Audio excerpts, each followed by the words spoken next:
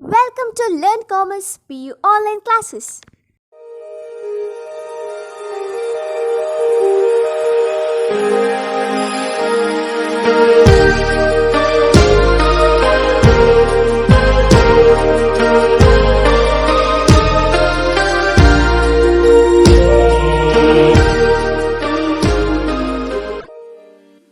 Don't forget to like our video and subscribe our YouTube channel for all the updates. Hello students, welcome to second PUC Business Studies online classes. Students, in the previous class we have studied about the meaning of consumer protection, then importance of consumer protection, why consumers are to be protected, isn't it? From business point of view and from consumer point of view we have studied. Now let us move on to the next part, that is next concept, legal protection to consumers. Legal protection to consumers. Of course, we have discussed in previous class, that is age old saying of Mahatma Gandhi ji, isn't it? That is consumers are the most important visitor on our premises. They are not depending on us, we are dependent on them, and they are not outsiders, they are part of the business. We are not helping them by serving, they are helping us by giving us an opportunity to do so. And consumer is the king in the market. He has the rights and responsibilities. He can select or reject, isn't it? Because he has every right to select the products from varieties of products that is shown by the seller or displayed by the seller.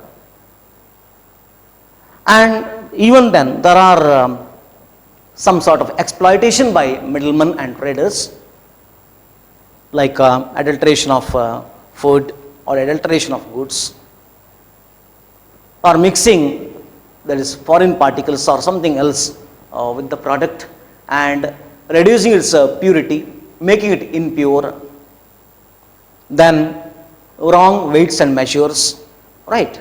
So these are different types of exploitation that are done by the consumers. Now let us move on to the legal protection, what the government of India says about the consumer. That is, the protection is given by the government by enacting different, that is acts, by making some, that is different acts, special acts, isn't it? Protection is given to the consumers from the exploitation of the traders, and or at least to reduce the exploitation by the traders and middlemen. Let us analyze one by one. There are as many as I think 10 to 12 legal protection given in your NCERT syllabus. Let us study one by one. First one is the Consumer Protection Act 1986. Consumer Protection Act 1986. Here the chapter itself is regarding Consumer Protection Act, isn't it? Here the consumers are given a number of rights and responsibilities under the act. A specific act was passed in 1986 to make sure that the rights of the consumers are protected from the exploitation of the middlemen and traders. And it is very clearly under the act a provision is made regarding the protection of the consumers by giving them certain rights under the act, so that the exploitation by the traders and middlemen can be reduced, isn't it? So many rights and responsibilities which are given we will study after this, after studying this legal protection. We will analyze one by one the rights given to the consumers. So by providing various rights and responsibilities under the act, the consumers are protected.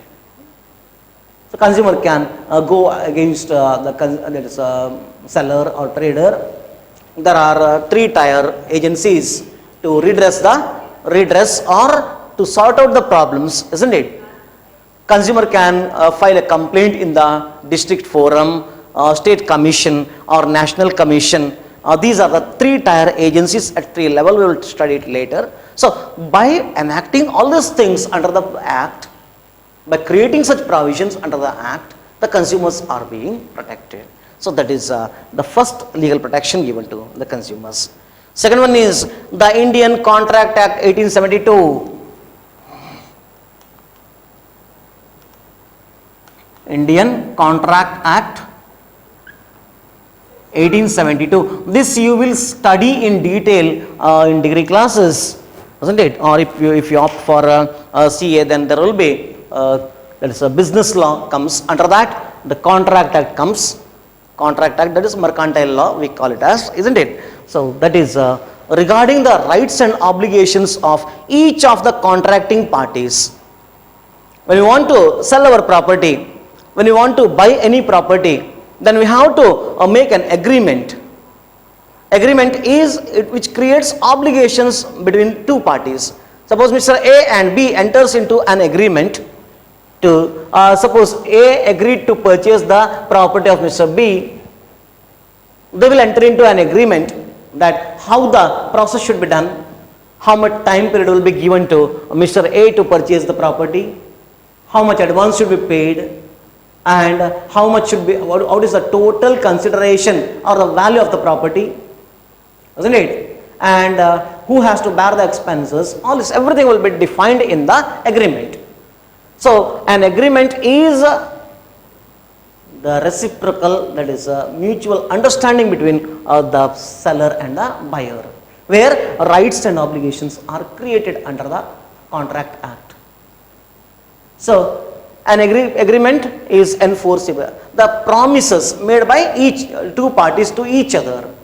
Agreement is the promises made by the two parties each other, which has a legal protection, that is under the Contract Act. It is done, and it defines the obligations between the parties. So here my point is, under Contract Act, the rights and obligations of each of the contracting parties, in this case Mr. A and B, what Mr. B has to do, what Mr. A has to do. If A fails, then what is the remedy available to Mr. B? Or if B fails, what is the remedy against B that is cast on A? How A can proceed against B, isn't it? All these things are defined in the Contract Act. So the consumers are protected just because there is a contract between the seller and the buyer. Most of the time, since consumer durables like refrigerator, television, isn't it, LED, you will make an agreement with the seller. That is, the seller will give a warranty card. There is a 1 year warranty, 3 years warranty, 7 years warranty, lifetime warranty. Don't know whether it is a lifetime of the consumer or a lifetime of the property. I don't know, but still, in some products you can see lifetime warranty, isn't it?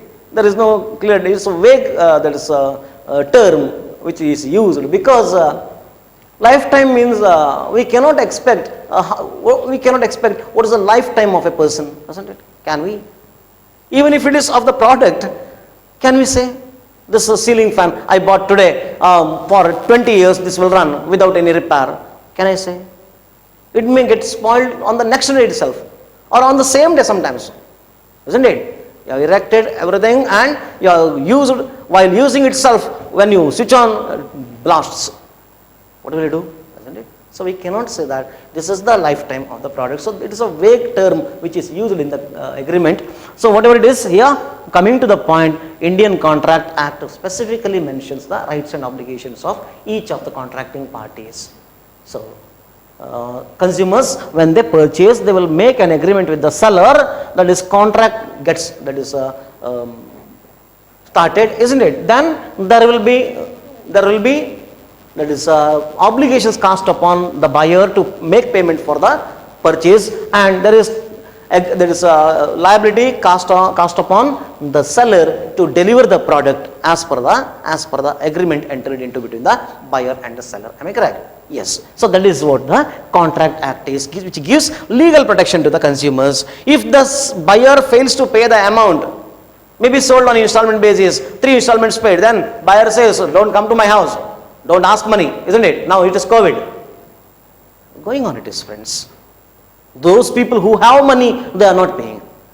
Those people who are struggling to survive, isn't it? they try to meet their obligations at least. But those who have crores of rupees, they will think whether I have to pay, why should I pay? Now it is COVID, I am getting protection under the law, or government's told not to pay, isn't it? Like this EMIs, isn't it? 3 months, don't pay.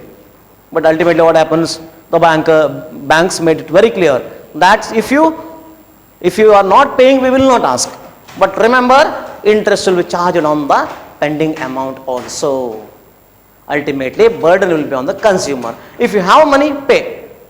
If there is no option for you, there is no money at all, then fine.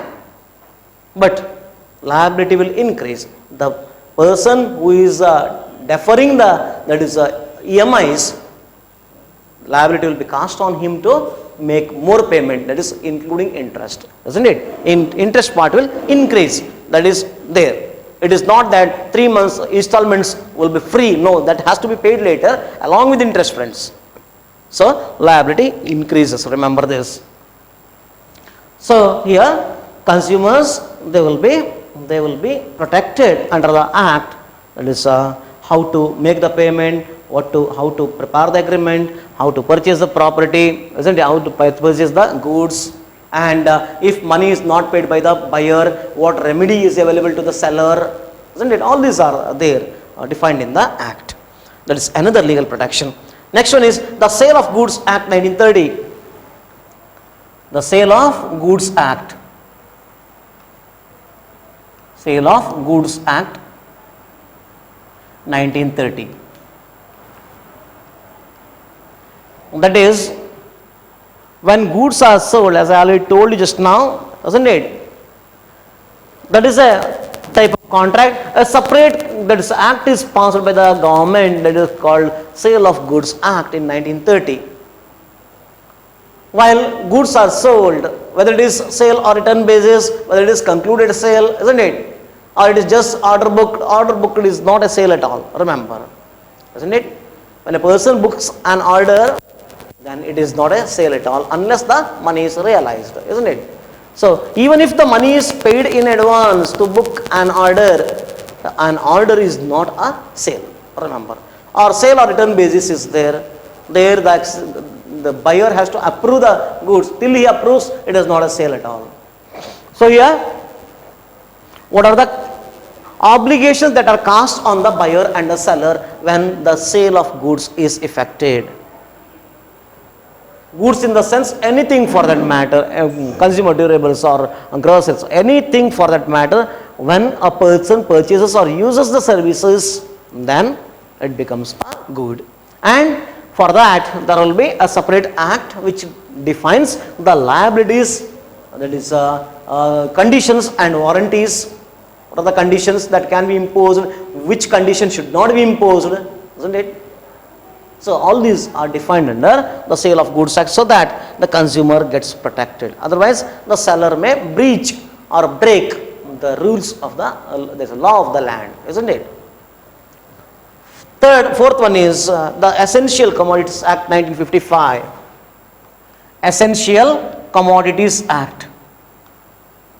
What are the essential commodities, friends? Best example is salt, isn't it? Matchbox. Matchbox nowadays has lost its importance because these cigar lights and all these are available nowadays, isn't it? So even gas lighter is available, no need of matchstick. But still it is required, isn't it?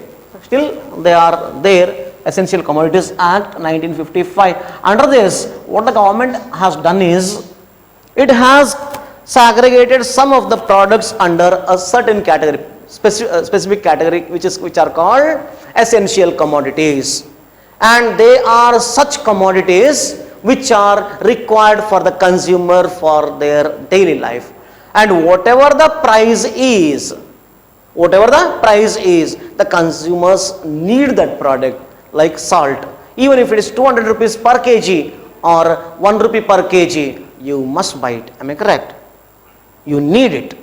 There is no substitute for. There are 3 types of salts, I think, which can be used, isn't it? But still, the original, whatever we are using, that white salt, I think same taste will not be received from other two, isn't it? Whatever it is here, my point is essential commodities are those commodities which are defined by the government under the essential commodities list. And the government fixes the price, government regulates the price of such essential commodities like salt. Otherwise you wouldn't have got it at 10 or 8 rupees or 12 rupees per kg. That's table salt I am speaking, isn't it? If the seller charges 50 rupees or 100 rupees, 100 rupees, you must buy it. But as it is essential for the life, without it man cannot lead his life, isn't it? So such products are defined under Essential Commodities Act, and government has fixed the price for that. The price should not be increased above this, and without the permission of or approval of the government, the sellers are not allowed to increase a single paisa for essential commodities. So can you imagine a day without salt? 1 or 2 days maximum. Then ultimately what happens? You need it. You need it. But even if it is supplied at a free of cost, salt, do you eat more? 5 kg per day? But that's leaving the rice. You will fill the plate with the salt and you will eat.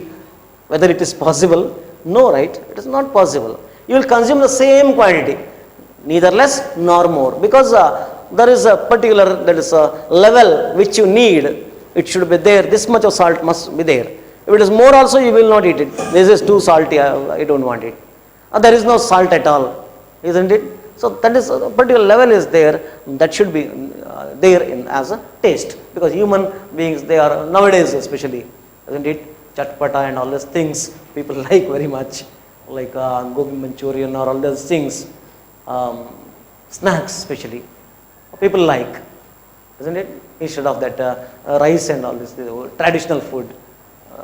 Modern generation, they are not ready to eat that food, which is, though it is good for health, isn't it? We want poison, slow poisons, rather than that is hygienic, good food.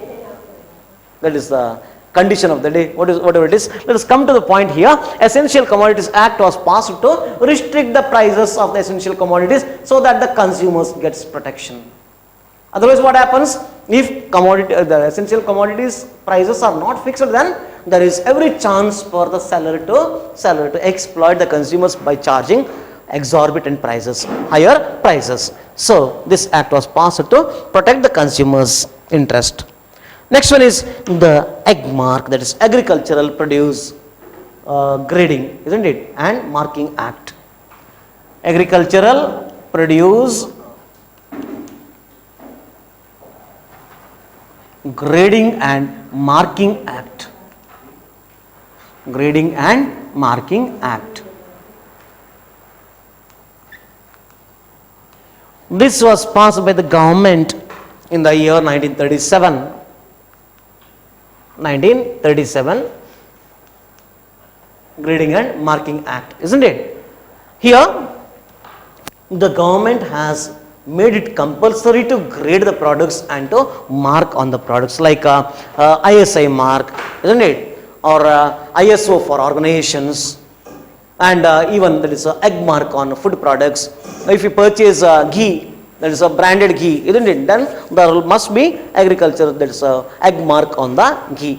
That is the symbol of purity. If that mark is there, we can say that the product is up to the standard at least. Even if it is not superior quality, but still up to the standard it is there. Whatever the contents must be there in that product, it is there in that product. So that is a guarantee, like by the marking agency, which is the government department. So Agriculture Produce Act or Produce Grading and Marking Act 1937 was introduced to protect the consumers about the assurance of the quality. The quality is good, so that the customers can buy without hesitation, without any doubt on the product. So this is about the egg mark or Agricultural Produce Grading and Marking Act 1937. Then Prevention of Food Adulteration Act. Prevention of Food Adulteration Act.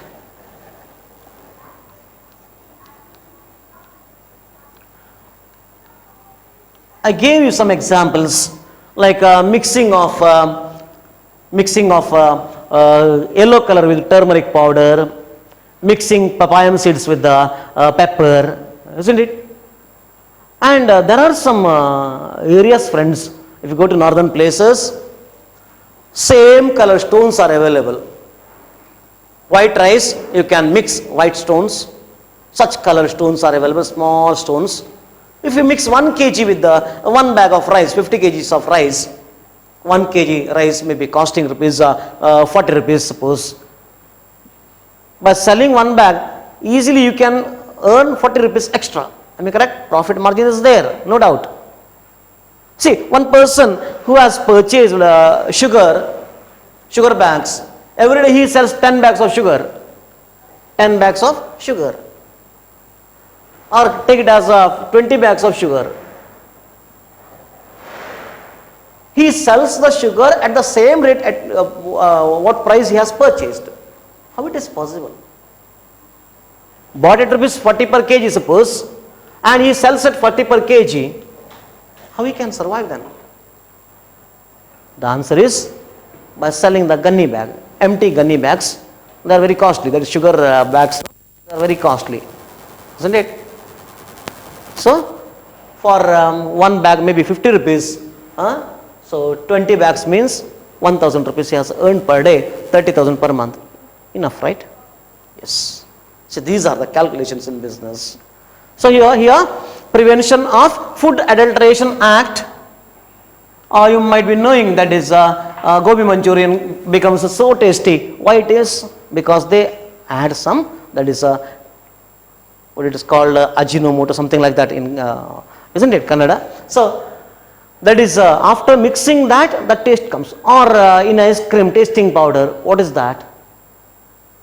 Tasting powder. That is like a slight chemical it is, isn't it? Like slow poison it is. It is not good for health, human health. But when you mix it, the taste will be awesome. So Adulteration Act was passed to prevent food adulteration, like mixing foreign particles or mixing any other things with the product and reducing its purity, making the product impure and selling the consumers, and without bothering about their health and hygiene. The sellers, they do such activities. Some sellers do such activities. So to prevent it, this act was passed, that is Prevention of Food Adulteration Act in 1954. 1954. Then next one is Standards of Weights and Measures Act 1976. Standards of Weights and Measures.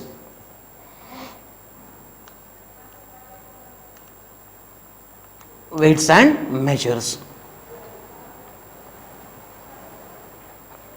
1976. 1976. Yes. I'll give best example. When I was like going to college, in Karkala itself, I used to buy something. Then there was a shopkeeper who has one person, assistant, who used to weigh and give it to the customers, isn't it? It's a service provider. He used to put the stone on the one side, that is like a big pan, isn't it? In that he used to keep the stone. Suppose if it's 1 kg, he keeps 1 kg stone. Then on the other side, if I ask for 1 kg jaggery, he used to put 1 kg jaggery. But while putting, he knows how much should be given and how much should be malpractice. How much malpractice should be done. He used to put his finger on the other side and he pulls it down. Then immediately that scale comes to this side becomes more, and stone comes to upper side, isn't it? Done. Immediately he removes that jaggery. If you weigh it in other shops, then it may be maximum 900 gram, 850 to 900 gram. He knows it, how much should be adjusted. So if he makes like that, does like that, then by the end of the day, how much he will save to the owner? The owner doesn't mind, isn't it? He will not mind, because he is saving the money without the consumer's knowledge. That is because of consumers' ignorance. Now, thanks to digital technology, it has introduced digital technology, digital scales. They gives correct reading. Even the consumer can see, isn't it? No malpractice can be done for that. So here, my point is, standards of weights and measures have been introduced just because to protect the consumers. In case of agricultural field, the agriculture workers, when I was like you people, then I saw for the agriculture, there's agriculture workers, they are paid through the quantity of rice or that is paddy, not money. No one used to pay money. They were paying like we call it in Kannada as it is a seru, isn't it, like that. So around one seru means around 900 grams, 900 grams. So that was supposed to be paid, and people used to use that is such that is utensils as a seru, that is which was actually it contains maximum 800 gram, 750 gram. Such cheating was there. Actually, whatever quantity was, my point is, whatever quantity was supposed to be paid to the workers, that they were not paying. They were cheating the workers, because there was dominance by those zamindars and all these people. So without having any knowledge, they used to accept it. Lower wage, they used to accept it. And later what happened? It was banned by the government. Standards of Weights and Measures Act was passed and it was banned. Those that seru, power, the measuring utensils, they were banned by the government. And nowadays most of the people, they pay that is money only. No one accepts that rice or whatever it is as wages. So that is about the Standards of Weights and Measures Act. Even in shops, they must keep that digital scales, isn't it? And stones, people used to keep those normal stones which are available in the rivers. Those were, you never know whether it is 1 kg or 900 gram or 800 gram. In some shops I saw that also. They used to keep some other stone which is not having the seal or mark of the, that is Standards of Weights and Measures. Nowadays the scale must be approved. There is a lot of procedures are there to keep those measuring instruments in the shop. So that is about, even the milk they used to measure by some small utensil, isn't it, which is called kurte, isn't it? So like that they used to measure. So here, there also people used to use that is different utensils as a measuring instrument, and they were cheating the consumers. Nowadays liter utensil has come, now no problem at all. Moving on to the next one, that is the Trademarks Act 1999. Trademarks Act 1999, 81. What is trademark? We have studied in marketing. Trademarks Act 1999. What is a trademark? When a brand gets registered, when the brand gets legal protection, it is called a trademark. Am I correct? Britannia or Parle-G or any other, Hindustan Unilever Limited, isn't it?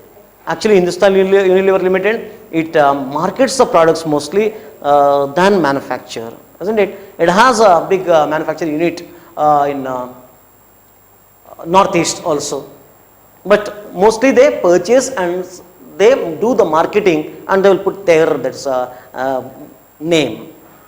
So here my point is, Trademarks Act 1999 was passed to make the brand registered so that there will not be infringement, that is a copying, imitation of the trademark, imitation of the brand should not be done by other manufacturers. Otherwise the person has invented a trademark and it is copied by other persons, and the profits or goodwill will be snatched by other manufacturers, competitors. That is not fair. For that reason this act was passed, so that to give legal protection to the brand of a manufacturer.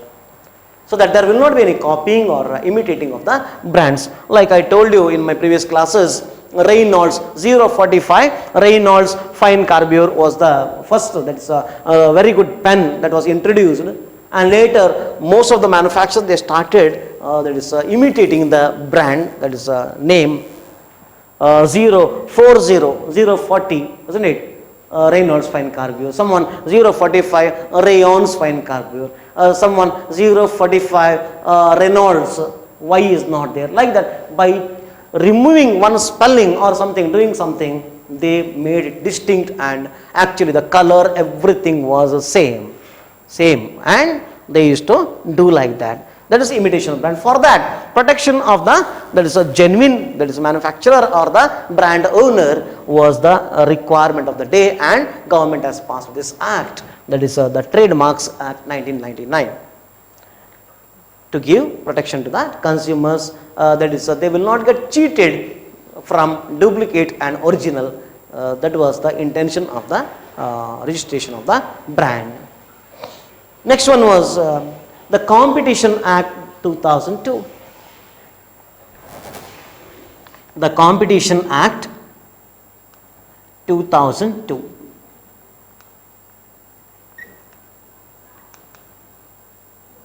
Of course, the Competition Act, different types of competitions are there in the market, like perfect competition, imperfect competition, monopoly, monopolistic competition, isn't it?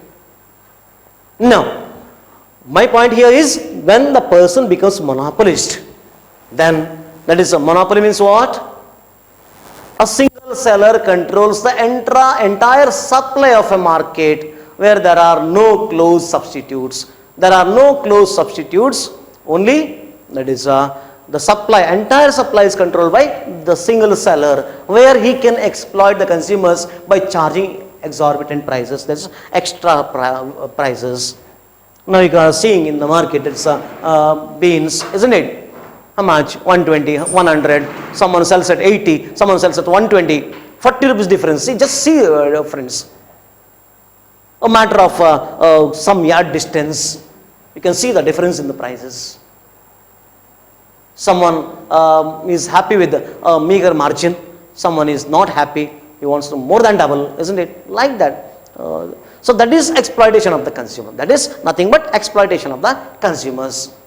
Now it is fully flooded, isn't it? Udupi district and that is Dakshina Kannada. You will see within, I think from today itself, I think they will charge more prices. Even for drinking water also, they will charge double, isn't it? Or for the groceries or whatever it is. They are not worried about the condition of the people. People are on the roads. People are not having any protection now. During that time, some unscrupulous people, there is a sellers, they try to cheat the customers. They try to exploit the customers. To remove all these things, the Competition Act was passed, so that there should not be any monopoly, or even if there is monopoly, the seller is not in a position to, should not be in a position to sell the product at higher prices. So that was called Competition Act. There must be healthy competition among the sellers. There should not be cutthroat competition. Sometimes we decide, isn't it? Even if I fail, no problem. I will make that person fail. I will throw him out of the market. I will try to throw him out of the market. Even though myself is also thrown along with him, that is a different issue. Even if I die, doesn't matter, I will kill him. See, this is the condition. It should not be there in the market. Healthy competition must be there, because if there is healthy competition, then we can see some change of there is innovation, isn't it? But cutthroat competition is not good for the sellers or to the economy. So that is about the next act which was passed by the government. And the last one is the Bureau of Indian Standards. Bureau of Indian Standards. Indian Standards. That is a gradation mark, isn't it? The Bureau of Indian Standards, what they will do is the products are to be marked properly, that is maybe different marks of standards, BIS mark certification scheme, isn't it? BIS, where it will be applied, it is applied to which product? Gold, isn't it? There, Bureau of Indian Standards, that is mark is there, then that means that is the qualitative. And in other products, this groceries and other products, or this electronic goods, or any other there is mechanical goods, isn't it? So here ISI mark, Indian Standards Institute mark, isn't it? If it is applied, if that mark is there on the product, means the product is of minimum, that is quality, at least minimum quality will be there in that product. So that is a Bureau of Indian Standards, which was passed in the year again 1986. So these are the different, that is legal protections given to the consumers under the Consumer Protection Act. Under the that is by the government of India has enacted these many laws to protect the consumers. This is the legal protection. We'll move on to the next part in the next class. Take it on assignment. Mention the different acts passed, to protect the consumers. Submit assignment on time. Thank you for watching this video. Don't forget to like our video and subscribe our YouTube channel for all the updates.